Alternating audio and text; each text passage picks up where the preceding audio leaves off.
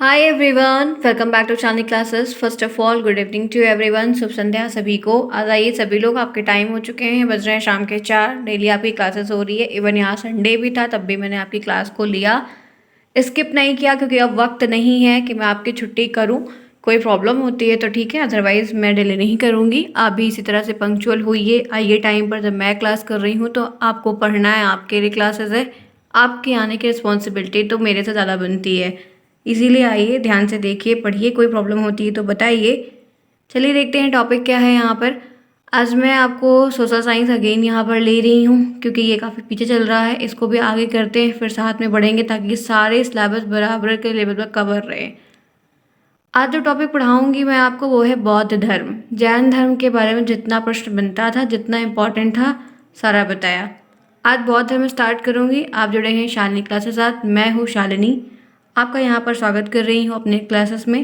Hopefully आपको मेरे साथ जुड़कर अच्छा लगेगा, और अच्छे से ज़्यादा लगने से इम्पॉर्टेंट है कि आपको समझ में आना चाहिए। मोटिव यही रहता है कि मैं कोशिश करूँ कि आपको कम समय में ज़्यादा चीज़ें दूँ, आप सही तरीके से समझ पाएँ। कोई प्रॉब्लम होती है तो मैं उसका भी सॉल्यूशन करने की पूरी कोशिश करती हूँ कि सॉल्यूशन आपको निकाल कर ज़रूर दे दूँ। आइए इसी के साथ, जो भी आज पहली बार यहाँ पे आ रहे हैं उनका स्वागत है। चैनल को सब्सक्राइब कर लीजिए, वीडियो को लाइक करना बिल्कुल नहीं भूलिए। लाइक आप लास्ट में भी करिएगा, पहले आप देख लीजिए, सेटिस्फाइड हो जाइए, उसके बाद टेलीग्राम को ज्वाइन करेंगे तो आपको बहुत सारी न्यूज़ अपडेट और काफ़ी कुछ रहेगा जो वहाँ पे आपको हो जाएगा, हेल्प हो जाएगी आपकी। नाम शालिनी क्लासेस है, लिंक आपको हर एक वीडियो के कमेंट बॉक्स में पिन करके मिलेगा। आइए स्टार्ट करते हैं, लेट्स बिगिन द क्लास। बौद्ध धर्म। आपने जैन धर्म, बौद्ध धर्म के बारे में सुना ही है। जैन धर्म मैंने आपको बताया, पढ़ाया। आज बौद्ध धर्म के बारे में भी कुछ बातें बताऊंगी। बौद्ध धर्म ज़्यादा प्रश्न लेकर आता है आपके पेपर में इन कंपैरिजन टू जैन धर्म। ये धर्म इतना इम्पॉर्टेंट है क्योंकि ये आपको फर्स्ट सेमेस्टर में सोशल साइंस में मिल रहा है। सेकेंड सेमेस्टर में आप जाएंगे तो वहाँ पर आपको वर्तमान भारतीय समाज में प्रारंभिक शिक्षा का एक एजुकेशन का पेपर होगा, उसमें भी मिलेगा। तो ये जैन धर्म, बौद्ध धर्म आपके डीलेट के एक भी सेमेस्टर में आपका पीछे नहीं छोड़ेगा। इसलिए यहाँ पर पहले वाले में ही पढ़िए, सेकेंड में मिलेगा, थर्ड में मिलेगा, फोर्थ, हर बार किसी न किसी में मिलेगा। तो इसलिए ध्यान रखिए, काफ़ी इंपॉर्टेंट है, ये हर बार आता है। आइए देखते हैं क्या है बौद्ध धर्म। सबसे पहले जानते हैं कि शुरुआत कैसे हुई, क्या रहा इनके बारे में। बौद्ध धर्म एक प्राचीन भारतीय धर्म है। ये एक भारतीय धर्म है, बहुत प्राचीन, एंशिएंट टाइम से है। बताया जाता है कि 2600 वर्ष पहले, 2600 ईयर बिफोर, स्थापना भगवान बुद्ध ने की थी। किसने की थी? भगवान बुद्ध ने की थी।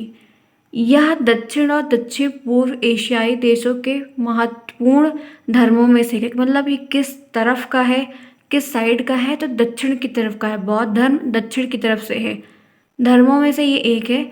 यह धर्म लगभग 563 ईसा पूर्व में शुरू हुआ था। 563 ईसा पूर्व में ये शुरू हुआ है, जो सिद्धार्थ गौतम की शिक्षाओं, उनके जीवन के अनुभवों पर बेस्ड है। जो सिद्धार्थ गौतम भगवान बुद्ध थे, गौतम भगवान, बुद्ध भगवान, इनकी जो शिक्षा रही है, इन्होंने जो कुछ भी बताया, सिखाया, उनके जीवन का जितना अनुभव रहा है, वो सारी बातें इस धर्म में बताई गई हैं और इन्हीं का अनुपालन किया गया है।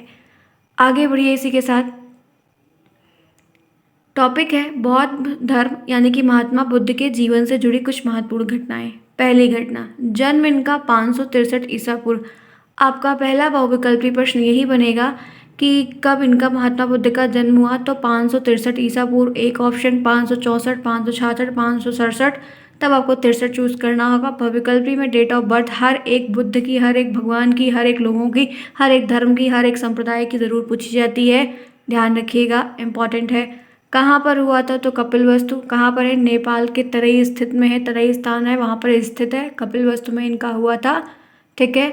मृत्यु इनकी कब हुई है, तो 483 ईस्वी में हुई है, 483 ईस्वी में हुई है, ध्यान रखिएगा। कुशीनगर में, देवरिया, उत्तर प्रदेश के देवरिया जिले में, ये कुशीनगर में इनकी हुई है, ध्यान रखिएगा। इनकी मृत्यु अलग जगह हुई है, इनकी डेट ऑफ जो जन्म है वो अलग जगह पर हुआ है। ज्ञान प्राप्त इनको बोध गया में हुआ, जो इनको ज्ञान की प्राप्ति हुई बोध गया में हुई है।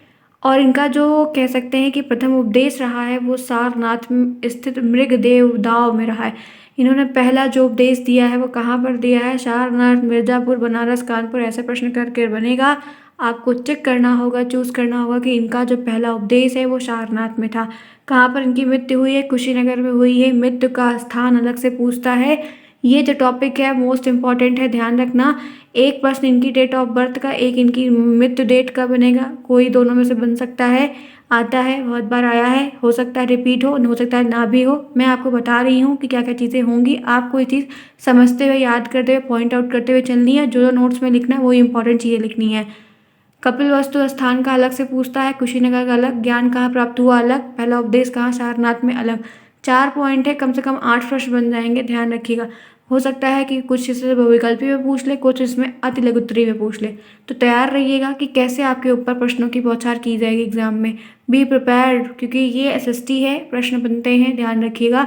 1-2 बाहर से भी डेफिनेटली हर बार आते हैं, आएंगे। क्लियर? एक चीज़ ऊपर बताना भूल गई, ये जो ये ईयर है ना, ये ध्यान रखिएगा, ये ईयर के प्रश्न बन जाते हैं। ये डेट बनती है हमेशा, ऑब्जेक्टिव में डेट ज़्यादा बनती है, इसलिए ध्यान रखिएगा। आगे बढ़िए, इसी के साथ आती हूँ आगे। चलिए, कुछ और शब्दावली है, जैसे गृह त्याग। इनके पूरे कालक्रम में आप पढ़ेंगे तो गृह त्याग का जो एक शब्द है वो काफ़ी ज़्यादा फेमस है। तो गृह त्याग मतलब पता है, गृह त्याग नहीं लिखा होगा, महाभिनिष्क्रमण लिखा होगा। आपसे प्रश्न बनेगा कि महाभिनिष्क्रमण से आप क्या समझते हैं, इसका अर्थ क्या होता है, या इसका मतलब क्या हुआ, ऐसे आपको प्रश्न लिखने को आएगा। तब मतलब घर को जब इन्होंने छोड़ा था तो उसको, घर छोड़ने को घर छोड़ना गृह त्याग नहीं बोला गया, मतलब वो तो अर्थ में, लेकिन मेन शब्द जो बौद्ध धर्म में प्रचलित रहा, जिनसे प्रश्न ज़्यादा बनता है, वो है महाभिनिष्क्रमण। महाभिनिष्क्रमण का मतलब क्या है कि बौद्ध भगवान ने, गौतम बुद्ध ने घर को त्याग दिया। फिर उसके बाद ज्ञान प्राप्ति, जैसे ज्ञान प्राप्ति हम अभी हमें गृह त्याग बोलेंगे तो हम समझ जाएंगे, लेकिन महाविनिष्क्रमण जो शब्द है वो हमें नहीं समझ में आएगा। लेकिन ये शब्द सिर्फ इन्हीं के लिए प्रयोग किया जाता है और इन्हीं के नाम से ही बहुत फेमस हुआ। और ध्यान रखिएगा कि महाविनिष्क्रमण का प्रश्न हर बार बनता है। बहुत सारे अदर एग्जाम जैसे पेट के, बीडीओ के, लेखपाल के, ऐसे एग्जामों में प्रश्न ये वाले आते हैं, ध्यान रखिएगा। अब जैसे ज्ञान प्राप्ति है, तो ज्ञान प्राप्ति सीधा समझ में आ रहा है कि ज्ञान प्राप्ति क्या है, लेकिन अगर संबोधि लिखा हो तो थोड़ा सा दिक्कत होगी हमें जानने में। तो संबोधि का मतलब है ज्ञान प्राप्ति। तो यहाँ पर प्रश्न बन जाएगा कभी कभी कि संबोधि का अर्थ क्या है, तो आपको बताना होगा संबोधि का मतलब ज्ञान प्राप्त करना। धर्म चक्र परिवर्तन, प्रवर्तन। अब धर्म धर्म चक्र प्रवर्तन, प्रवर्तन से क्या समझ आया कि कुछ परिवर्तन हुआ, कुछ ऐसा लग रहा है ना, कोई धर्म पलटा या कुछ और, कोई चक्र चला, घूमना। चक्र का मतलब क्या है कि चलना, धर्म परिवर्तन, धर्म कुछ बदला गया, ऐसा कुछ मन में आता है। लेकिन देख लीजिए, धर्म चक्र परिवर्तन जो बौद्ध धर्म में ये एक प्रचलित शब्दावली है, उसका मतलब है प्रथम उपदेश। जो इन्होंने शिक्षा दीक्षा ग्रहण की, जो ज्ञान प्राप्त ग्रहण किया, ज्ञान लिया, सब कुछ किया, और पहला उपदेश जाकर जब अपने अनुभवों को दिया तो वो धर्म चक्र प्रवर्तन के नाम से कहलाया और काफ़ी फेमस हुआ। तो इसका मतलब क्या है, पहला उपदेश। महापरिनिर्वाण, महापरिनिर्वाण सोचिए क्या है, कोई किसी भी एंगल से आपको लग रहा है कि इसका मतलब मृत्यु होता है, मतलब वो गौतम भगवान की जब मृत्यु हुई, भगवान बुद्ध की जब इनकी मृत्यु हुई तो उसको महापरिनिर्वाण का शब्द का एक शब्द दिया गया। कोई इमेजिन नहीं है कि इन शब्दों से ये अर्थ निकलेगा। तो अर्थ और शब्द, यहाँ पर ये चारों पॉइंट बहुत वैल्यूएबल हैं, बहुत बहुत बहुत ध्यान रखिएगा, प्रश्न जरूर बनेंगे, मैं पहले से आपको बता रही हूँ इसीलिए। आइए बढ़ते हैं, इसी के साथ आगे चलते हैं। यहाँ तक क्लियर है सभी को, कोई प्रॉब्लम नहीं होनी चाहिए, अगर होती है एक बार आप वीडियो को फिर से रिपीट करके देखिए, कोई प्रॉब्लम नहीं होगी, कर ले जाएंगे। और बी सीरियस होकर पढ़े, क्योंकि एग्ज़ाम अगर जैसे भी आपको बताया गया कि 15 फरवरी तक आपका सब कुछ क्लियर होगा, पर जैसे ही आपके 6 महीने क्लियर होंगे, 15 सितंबर से आपकी क्लास शुरू हुई है, तब से लेके 6 महीने का काउंटडाउन गिन लीजिए। जिस दिन वो पूरा हो जाएगा उसके बीच में लेके 15 दिन, 20 दिन के अंदर किसी भी कीमत में पेपर हो जाएगा, ये ध्यान रखिएगा। लास्ट फरवरी भी हो सकता है, मार्च के पहले महीने में, मतलब पहले हफ्ते में भी हो सकता है, इसीलिए बहुत वक्त नहीं है, क्योंकि जनवरी में पड़ेगी त्यौहार, खिचड़ी पड़ेगी और भी बहुत सारे त्यौहार पड़ने वाले हैं, ठीक है, इधर उधर के छोटे मोटे, ध्यान रखिएगा। इसीलिए बी प्रिपेयर होकर पढ़िए, फरवरी में फिर कुछ ना कुछ लगा रहेगा, कोविड आया तो अलग सीन होगा, इसीलिए अभी कुछ भी पता नहीं क्या होगा। तो अपनी पढ़ाई में ब्रेक बिल्कुल मत लीजिए, आप प्रॉपर तरीके से अपनी पढ़ाई को एज़ यूजुअल पंचुअल वे में करते चलिए। कोई प्रॉब्लम होती है तो 1-2 बार वीडियोज़ को ज़रूर देखिए, सारी प्लेलिस्ट बनी हुई है, आपको हर एक चीज़ मिल जाएगी। क्लियर? आगे आइए, अब बात कर लेते हैं इनकी जीवनी से रिलेटेड। ध्यान रखिएगा, इम्पॉर्टेंट है, वेरी इंपॉर्टेंट। बौद्ध धर्म के प्रवर्तक महात्मा बुद्ध का जन्म नेपाल की तेराई में अवस्थित कपिलवस्तु राज्य में हुआ। ये जो स्थित है वो लुम्बिनी वन 563 ईसा पूर्व में हुआ था।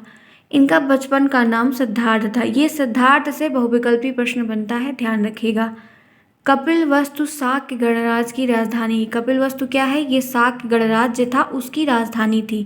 तथा गौतम बुद्ध के पिता शुद्धोधन यहाँ के राजा थे। इनके जो पिता थे वो खुद वहाँ के राजा हुआ करते थे।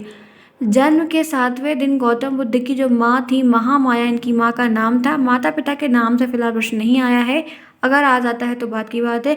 माँ, जैसे इनका 7 दिन का जन्म हुआ, इनकी माँ चल बसी, इनका देहांत हो गया। इनका पालन पोषण इनकी मौसी प्रजापति ने कहा, महाप्रजापति गौतमी ने किया है। इनकी मौसी जो थी गौतम जी की, वहाँ उनका नाम था महाप्रजापति गौतमी, उन्होंने इनका लालन पोषण किया है, लालन पालन किया है। गौतम के जन्म पर काल देवल और ब्राह्मण कौंडिन्य ने भविष्यवाणी की थी, यह पागल आगे चलकर चक्रवर्ती सम्राट या सन्यासी होगा। वहाँ पे कोई न 2 ब्राह्मण थे, उन्होंने ये बात पहले ही बोल दी थी कि ये आगे चलकर एक चक्रवर्ती सम्राट या तो एक बहुत बड़ा सन्यासी बनेगा, जो बाद में सन्यासी ही बन गए। ठीक है, आगे आइए।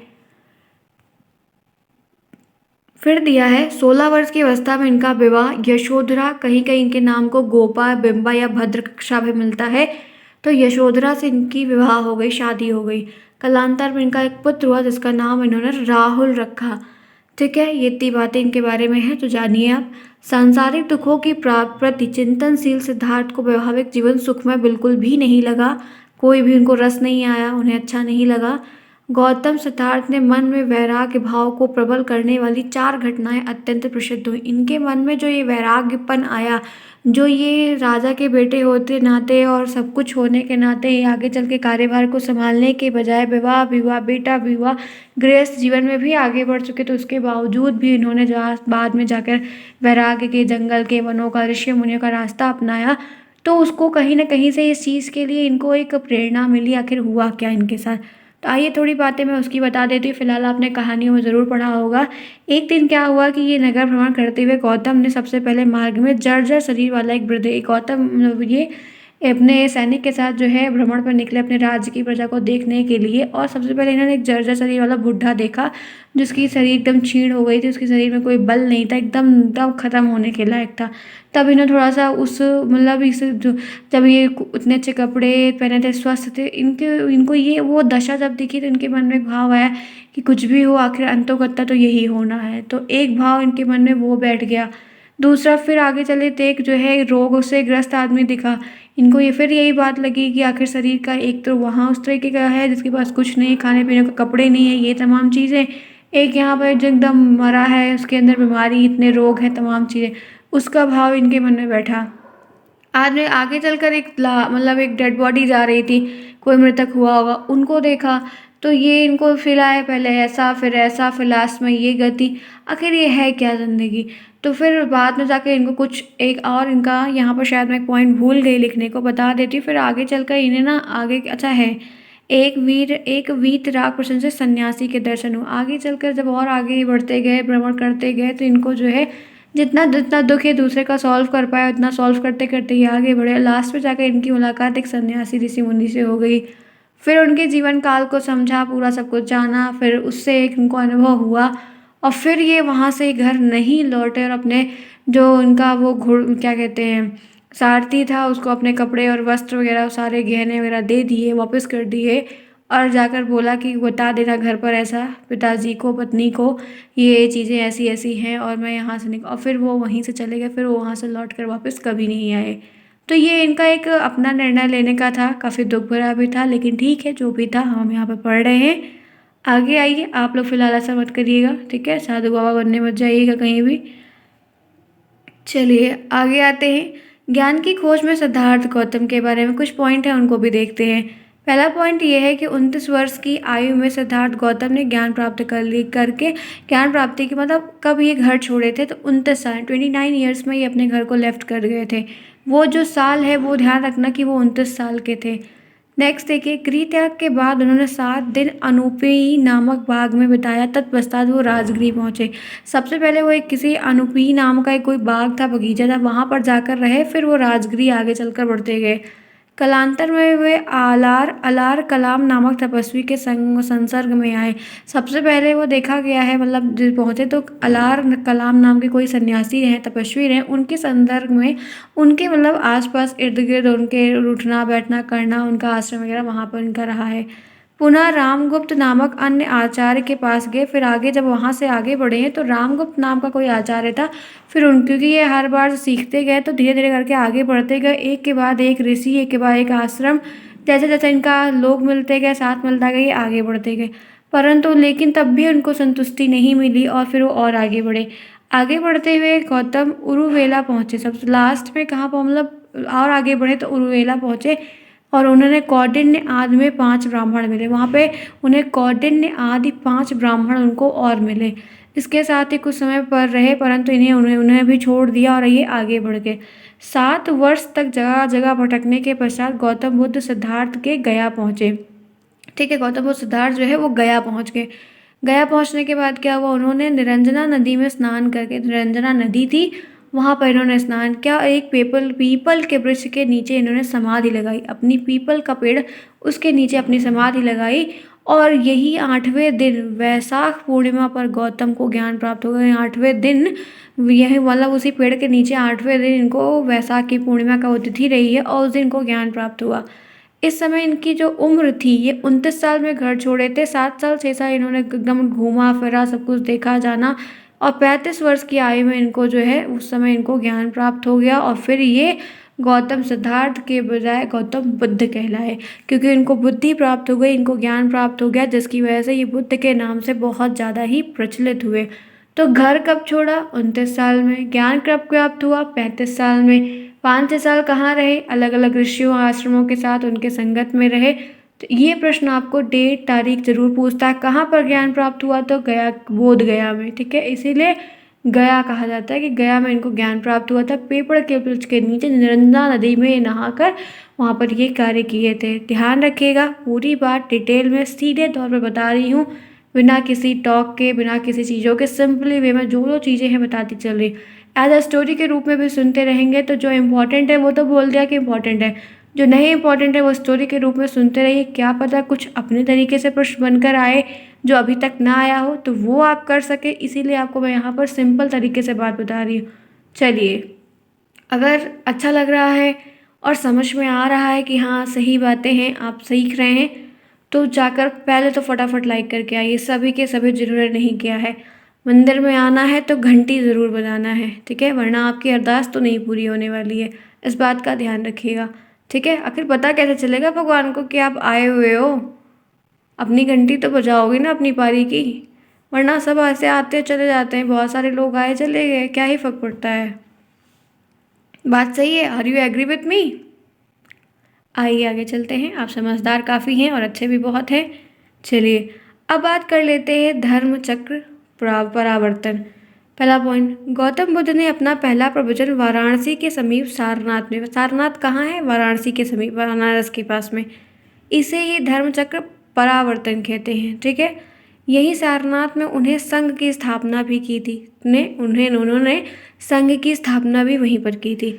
बौद्ध ने अपना पहला उपदेश उरुवेला में छूटे हुए इस समय गौतम बुद्ध के सारनाथ में मिलेगा, वहाँ पर 5 ब्राह्मणों को दिया, 5 ब्राह्मण थे उनको दिया, और यश नामक एक धनाढ़ श्रेष्ठी भी गौतम बौद्ध धर्म का अनुयायी बना। फिर वहाँ पर कोई एक बहुत बड़ा धनाढ़ था, पैसे वाला था, और वहीं से फिर वो जो है इनका अनुयायी बन गया, इनका भक्त बना, फिर इनके साथ साथ रहा किया। आगे चलिए, सारनाथ से गौतम काशी पहुँचे। अब सारनाथ जब हो गया तो ये काशी पहुँचे, वहाँ से राजगिरी तथा कपिलवस्तु तक गए आए, सब कुछ किए। गौतम बुद्ध लगातार 40 साल तक घूमते रहे, उपदेश घूमते रहे, उपदेश देते रहे, उपदेश देते रहे। अपने जीवन के अंतिम समय में पावा में बुद्ध ने चुंद नामक सुनार के घर भोजन किया। जब इनका लास्ट टाइम आया तो एक चुंद नामक कोई सुनार था सोने वाला, उसके यहाँ इन्होंने भोजन किया और उदर रोग से पीड़ित हो गए थे ये। ठीक है, यहाँ से वे कुशीनगर, कसिया गांव, देवरिया जिला, पूर्वी उत्तर प्रदेश में है ये, यहाँ पर आए और 80 साल की आयु में, जो 483 ईसा पूर्व कहलाया, और वहाँ पे इन्होंने अपने देह को त्याग दिया, इनकी मृत्यु हो गई, जिसको महापरिनिर्वाण कहा गया। ध्यान रखिएगा, सारी बातें बताई, कहाँ से क्या शुरू हुआ, शॉर्ट टर्म में बताई सभी। देखो फ्रेंड्स, आपके डीएलएड के कोर्स में इतना ही आएगा, नहीं तो बौद्ध धर्म पे लोग जो पीएचडी करते हैं पूरी किताब लिखते हैं, तो वो तो बहुत बड़ा है, हमें उतना जानना नहीं है क्योंकि हमें याद नहीं रहेगा और हमारे लिए ज़रूरी भी नहीं है। तो जितना ज़रूरी है वो मैंने आपको पॉइंट टू पॉइंट एक एक एक एक बात करके क्लियर बताई कि कोई भी बात आपकी छूट ना जाए। क्लियर? आगे आइए। अब आइए बात कर लेते हैं बौद्ध धर्म के सिद्धांत की। सिद्धांत से क्या पाते हैं? बौद्ध धर्म एक व्यवहारिक धर्म सुधारक थे। गौतम बुद्ध, ठीक, महात्मा बुद्ध, उन्होंने भोग विलास और शारीरिक पीड़ा इन दोनों को ही चरम सीमा की वस्तुएं कहकर उनकी निंदा की और उन्होंने मध्यम मार्ग का अनुसरण करने पर जोर दिया।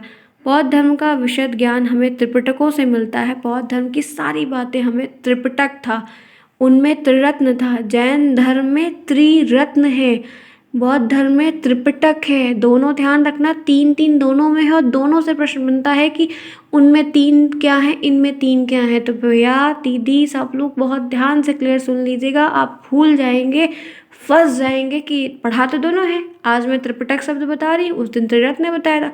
अब आप कंफ्यूज हो जाएंगे कौन किसका था, तो कोई एक जरूर है, दोनों मत याद रखिए, मैंने वो नहीं कह रही याद रखने को, कोई एक याद रखिए, चाहे त्रिरत्न वाला याद रखिए कि वो जैन धर्म का है। अगर एक याद रहेगा तो अपोजिट वाला अपने आप याद रहेगा। तो इस तरह से, नहीं तो आपको याद दोनों रहेगा, आप कंफ्यूज हो जाएंगे क्योंकि कौन किसका था। तो इनकी जो जानकारी है, इनके जो स्रोत है, रिसोर्सेज है, सारी बातें इनकी त्रिपिटक में लिखी है, जो कि पाली भाषा में लिखे गए हैं। आपसे प्रश्न बनता है कि कहाँ से मिलती है, तो त्रिपिटक से। किस भाषा में लिखा गया है, तो पाली। बौद्ध धर्म में पाली भाषा का ज़्यादा इस्तेमाल किया गया है, ये ध्यान रखिएगा, प्रश्न बन जाएगा। एक बात ये ध्यान रखिएगा कि ये जो भोग था, सांसारिक मोह माया थी, प्यार, जीवन, जिंदगी, बीवी, बच्चे, सब कुछ इनको बेकार लगता था। ये उनकी हमेशा निंदा करते थे क्योंकि इनको लगता था कि ये सारी चीज़ें बकवास हैं, बेकार हैं। वो फिर अपने में ज्ञान, बुद्धि, प्रचार प्रसार इसी में इनका रहा, वो अपना थॉट प्रोसेस इनका था उस समय का, ठीक है। जो कि कभी कभी मुझे भी लगता है कि वाकई में बहुत सही था, क्योंकि जैसे जैसे एक ज़िंदगी का पहलू मेरे भी सामने आ रहा है, मैं भी चीज़ों को सीख रही हूँ, जानने का प्रयास कर रही हूँ। बहुत कंफ्यूजिंग लगता है कि क्या ही ज़िंदगी है, समझ नहीं आता। ठीक है, परिस्थिति अपनी अलग अलग है, बट कभी कभी लगता है कि यार सही ही था, यही मस्त था, मस्त रहो, लेकिन समाज नहीं जीने देता। चलिए फिलहाल ये बातें कभी फिर खाली रहेंगे तो करेंगे ज़रूर। आइए बात करते हैं चार आर्य सत्य की। इनके चार आर्य सत्य थे। सत्य क्या थे ये जानेंगे। पहला सत्य, इसीलिए चार अलग अलग कलर से ले लिया। दुख, बौद्ध धर्म दुखाद को लेकर चला। बौद्ध महात्मा बुद्ध का कहना है कि यह संसार दुख से भरा। इन्होंने बोला कि पूरा जो संसार है, चार सत्य का मतलब कि एकदम सही बातें बोली, ये पूरा जो संसार है दुखों से भरा है। हाँ, ये बिल्कुल सत्य है, मैं एग्री हूँ। आप पढ़ाई कर रहे हैं, सब कुछ कर रहे हैं, कार्य कर रहे हैं, लेकिन दुख नहीं, दुख का मतलब है कि कोई ना कोई मजबूरी, कोई ना कोई दिक्कत लगा है। आज ये आज ये आज ये दिन निकल रहा है, हमारा 2022 जा रहा है। मेरा 2022 ज़िंदगी का ऐसा साल रहा है कि कैसे फ्लाई कर गया है मुझे खुद नहीं समझ में आया, करे कहाँ निकल गया 2022। ठीक है, तो ये चीज़ें हैं, क्योंकि काम में उलझी रही है वो निकल गया। 22 21 तो काटना, तो 20 को काटना बहुत दिक्कत है, कोविड वाला। फिर 21 कैसे निकला, थोड़ा और दिक्कत हुई। फिर 22 कैसे निकल गया पता नहीं चला। तो ये रोज़ कुछ ना कुछ लगा है, रोज़ कुछ ना कुछ लगा है सबकी लाइफ में। तो यही इन्होंने जो बोला कि दुखों से एकदम भरा है, सही है। दूसरा क्या है, दुख समुदाय दुखों के उपरांत होने का कारण है। इन कारणों को दुख समुदाय के अंतर्गत रखा गया। सभी कारण मूल तृष्णा है। तृष्णा से आसक्ति और राग का जन्म होता है। रूप, शब्द, गंध, रस, मतलब ये है कि ये जो दुख का कारण है वो हमारी इच्छाएं हैं। दुख है, सही बात है, हमारे पास दुख क्यों है। हाथ, कान, नाक, मुंह, गाल एकदम बढ़िया अच्छा सब कुछ मुझे मिला हुआ है, भगवान की दया से सब कुछ एकदम फिट एंड फाइन है। आप लोगों को भी मिला हुआ है, बहुत अच्छी बात है, ठीक है। सबको एकदम स्वस्थ है, सब कुछ है, घर परिवार भी वेल सेटेड है, सब कुछ सही है, भाई बहन, दादा चाचा माई, सब जितने भी लोग हैं घर परिवार सब एकदम स्वस्थ है। दिक्कत क्या है आखिर, क्यों इतना मर रही हूँ, क्यों इतना कार्य कर रही हूँ, क्या है, कुछ नहीं, बस कुछ ना कुछ हर 6 महीने का एक नया टारगेट की नहीं अब ये करना है, ये हो जाए तो वो करना है, वो हो जाए तो वो करना है, वो हो जाए तो वो करते करते करते करते साल बीत जाता है और अंत को लगता है क्या ही किया। तो ये ये कर क्यों रही हूँ? क्योंकि मेरी इच्छा है, कुछ घर वालों के लिए, कुछ दूसरों की इच्छाओं को पूरा करने के लिए। कुछ इच्छा मेरी है तो 6 महीने घर वालों की, 6 महीने उनकी, 6 महीने उनकी, 3 महीने अपनी। तो यही करते करते 3 महीने साल भर बीत गए, काम खत्म। तो ये जो दुख बढ़ रहा है, दुख क्यों बढ़ रहा है? क्योंकि जिम्मेदारी है। जिम्मेदारी क्यों बढ़ रही? क्योंकि इच्छाएं हैं। इच्छाएं हम नहीं पूरी करेंगे तो किसी लायक नहीं है। तमाम बातें हैं। तो ये कहीं ना कहीं बहुत ने बहुत सोच समझ कर कहा है। ऐसे इतनी बड़ी ज़िंदगी नहीं गंवा दी किसी ने। आप मानते हैं मेरी बात को? आइए आगे बढ़ते हैं। अब फिर बोला, दुख ये लिखने को नहीं आएगा, 4 नहीं आएगा, जानते रहो। लेकिन हो सकता है कि अगर बड़े वाले प्रश्न बन जाए तो लिख देना, वहाँ बना कर लिखना, पॉइंट वॉइंट कुछ मत डालना। दुख निरोध मतलब दुख को दूर करना। दुख के निवारण के लिए तृष्णा का उच्छेद या उन्मूलन आवश्यक है। रूप, वेदना, संज्ञा, संस्कार, विज्ञान का निरोध ही दुख निरोध है। मतलब अपनी इच्छाओं को आप त्याग दो। आप सुख, भोग, सामानों के प्रति इच्छा, गहना, कपड़े, घर, बिल्डिंग, कार, बंगला छोड़ दो। खुश रहोगे। बहुत है सच में। अभी सारी डिज़ायर मैं भी छोड़ दूँ, इतना तो कमा ही लेती हूँ कि आराम से 2 रोटी सुबह 2 रोटी शाम, जितना काम करूँ, खाऊँ पीऊँ, स्वस्थ रहूँ, नॉर्मल सा आराम से घर रहे, ठीक है, बहुत आलिशान बंगला ना रहे, एक चलने के लिए गाड़ी भी हो जाए, दूर दराज जाने के लिए छोटी बहुत, आराम से ज़िंदगी कट जाएगी। इतना मैं कैपेबल हो गई। लेकिन नहीं, पेट नहीं भर रहा, इच्छाएं नहीं भर रही, समाज भी नहीं दिए दे रहा, स्टेटस लगा हुआ है। लेकिन कर रहे हैं क्या है? बस यही इतना है कि रास्ता सही पकड़े हैं, गलत रास्ते के द्वारा नहीं कर रहे हैं। इसीलिए एक सेटिस्फैक्शन है कि नहीं, आई एम राइट। ठीक है। तो यहाँ पर है दुख निरोध गामिनी प्रतिपदा, इसके आंगिक मार्ग है, अष्टांगिक मार्ग है, सॉरी, या दुखद निवारण का उपाय है। अभी मैं आपको ये जो ये अष्टांगिक मार्ग है ना, इनको दिखाऊंगी क्या है। इनको जब आप सोचेंगे तो आप देख पाएंगे। आइए मैं आपको बता देती हूँ। देखो फ्रेंड्स, ये 4 आर्य शब्द सच में नहीं आएगा, कभी नहीं आया है। सिर्फ समझाने के लिए, बताने के लिए है कि सुनो दिक्कतें हुई कैसी। इन्होंने क्या 4 कड़वी बातें बताई, वो यही बातें हैं कि ये सब हो क्यों रहा है, रीज़न क्या है होने का। ठीक है, आगे आइए। अष्टांगिक मार्ग, ये 8 रास्ते हैं। सम्यक दृष्टि, अपना दृष्टिकोण सही रखो, पूरा शुरू से लेके अंत तक एकदम क्लियर तरीके से। संकल्प के साथ चलो, रेजोल्यूशन को बांध के चलो कि कुछ ना कुछ करना है। मैं भी हर साल एक कोशिश करती हूँ कि टाइम पर उठूँ, कार्य को करूँ, सही तरीके से करूँ, और भी तमाम चीज़ें अपने ऊपर अप्लाई करूँ, जिसमें से अगर 10 पॉइंट बनाऊँगी तो 5 ही फॉलो होगा, 5 अगले साल करेंगे, ऐसा हो जाता है। लेकिन जैसे जैसे समझदारी बढ़ रही है, जैसे जैसे बड़ी हो रही हूँ, कार्य को देख रही हूँ, समझ रही हूँ, जिम्मेदारी ले रही हूँ, वैसे वैसे एक एक रेजोल्यूशन में बनती चली जा रही हूँ। अब 2022-23 आने वाला है, 22 जाने वाला है, एक नया रेजोल्यूशन कुछ लूँगी कि ये चीज़ भी मुझे करनी है। तो यही चीज़ उन्होंने कहा, आप किसी भी चीज़ में हो तो करो, कर्म को ध्यान रखो। कर्म, क्योंकि कहते हैं कि फल हमें मिलता है कर्म करने से। लेकिन मेरे फ्रेंड्स, कार्य भी जो आप कर रहे हो वो सही रास्ते पे करो।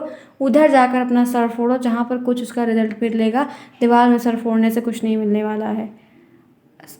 सम्यक अजीब, हर चीज़ को जानो, समझो क्या कैसे है। अपनी वाणी का भी एकदम सही से ध्यान से इस्तेमाल, कब बोलना है, क्या बोलना है, चुनिंदा शब्दों का। जीवों से भी लगाव रखो, चीज़ों को जानो, प्रकृति को जानो।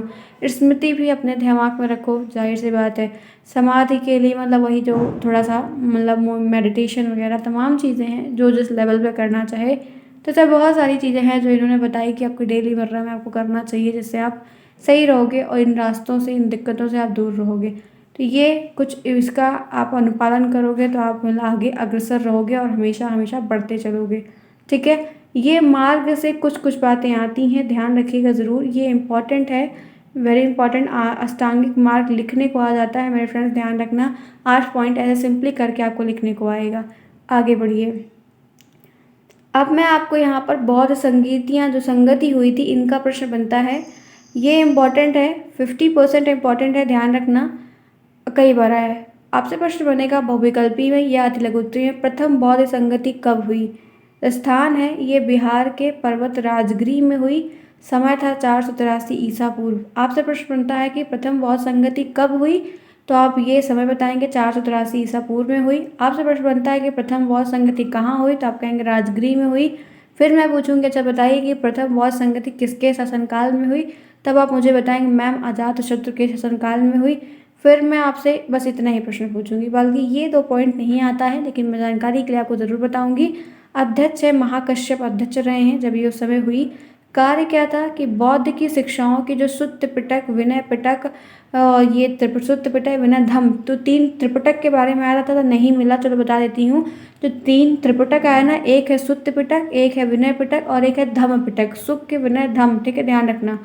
पिटकों के अलग अलग संकलन किया गया था, मतलब जब संगति हुई तो इनको बनाया गया, इनका संकलन किया गया, इनको जोड़कर अलग अलग नाम देकर किया गया। संगति हुई तो कुछ बातचीत, कुछ प्रचार प्रसार, यही सारा चीज़ हुआ होगा। तो पहला बहुत इंपॉर्टेंट है, ध्यान रखना, आएगा 101% है, आएगा। आगे बढ़िए।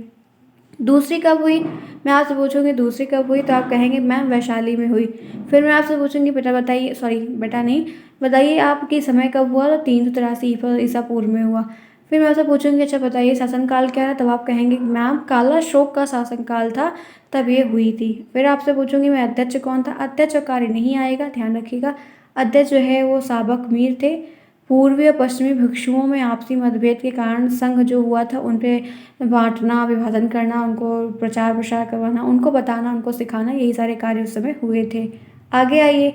फिर आते हैं तीसरी, 4 बौद्ध संगति हुई है, ध्यान रखिएगा, काफ़ी इंपॉर्टेंट है। चारों का नाम, शासनकाल कब हुई। मैं फिर पूछूंगी अच्छा बताइए तीसरी कब हुई, तो आप कहेंगे मैम पाटलिपुत्र में हुई।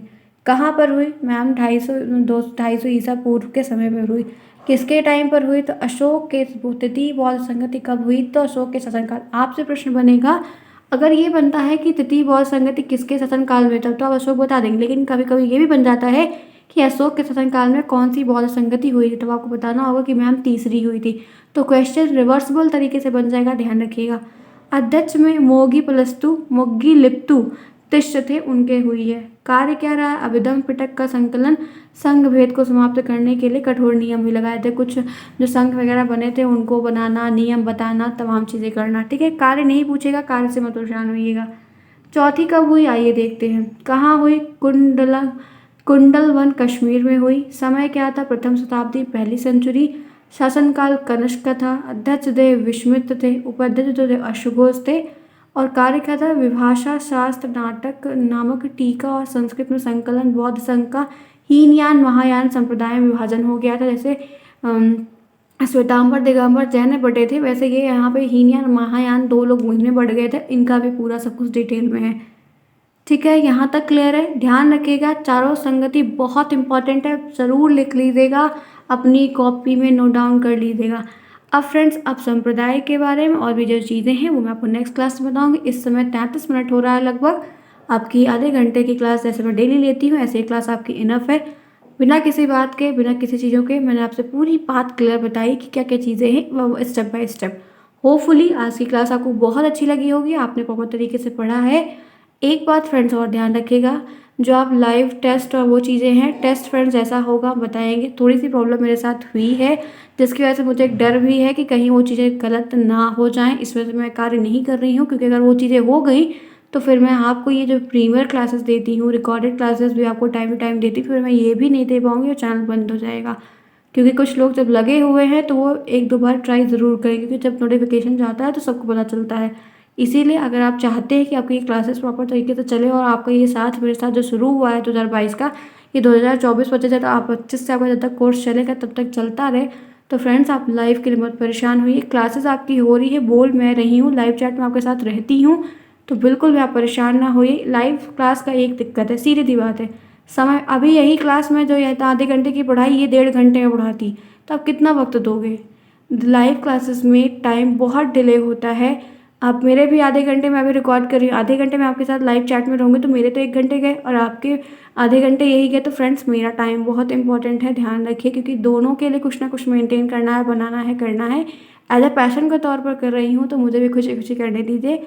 लाइव क्लासेस की जो बात है वो जैसा टाइम मिलेगा कुछ टाइम बाद करूँगी, लेकिन पहले सबके दिमाग से मीट आउट हो जाए, क्योंकि जो लोग बैठे हुए इस चीज़ के चक्कर में वो कहीं ना कहीं से कुछ मेरा पा गए हैं, जिसकी वजह से ये ट्राई कर रहे हैं। तो मैंने प्रोटेक्शन तो किया है, लेकिन हर चीज़ें पॉसिबल नहीं होती हैं कि मैनेज कर पाओ। इस वजह से आराम से पढ़िए, देखिए, समझिए, जैसा भी होगा हम भी आपको करेंगे, बताएंगे। डेली क्लासेस आपकी चल रही है, मैं पंचुअल टाइम पे करती हूँ, आपको बताऊँगी। आप आइए, देखिए, पढ़िए। एक बात ध्यान रखिएगा, अब आप मार्केट से जाकर सीरीज़ ले लीजिए, चाहे पवन की चाहे राजन की, दोनों अच्छी है। सीरीज़ लेके अपना भी पढ़ना शुरू करिए। जितना चैप्टर पढ़ लिया उतने चैप्टर का सीरीज़ से सारे क्वेश्चंस कर लीजिए। जो आपको बताएंगे हम भी सब कुछ देखिए करिए, कोई प्रॉब्लम नहीं है। कोई एक सोर्स आपके पास ज़रूर होना चाहिए, चाहे वो बुक होनी चाहिए, चाहे आपके पास खुद की बनाई हुई नोट्स होनी चाहिए, और चाहे आपके पास जो है ऑल इन वन भी बुक होगी तो वो भी चलेगा। नहीं तो आप टेलीग्राम से जाकर अरुण सर से नोट्स परचेज कर सकते हैं। आपको वहाँ पर नोट्स खरीदनी होगी, तभी आपको प्रॉपर तरीके से पूरी नोट A to Z मिल पाएगी। ध्यान रखिएगा इस बात को। ये क्लास करते ही ओवर। कोई प्रॉब्लम हुई हो तो आप मुझसे कमेंट बॉक्स में पूछ सकते हैं, चाहता हो तो मुझे मेल भी कर सकते हैं। मिलते हैं नेक्स्ट में 5 बजे आपकी क्लास फिर होगी। तब तक के लिए take care. Thanks for watching to everyone. जाते जाते लाइक करना बिल्कुल ना भूलना। Bye bye, take care.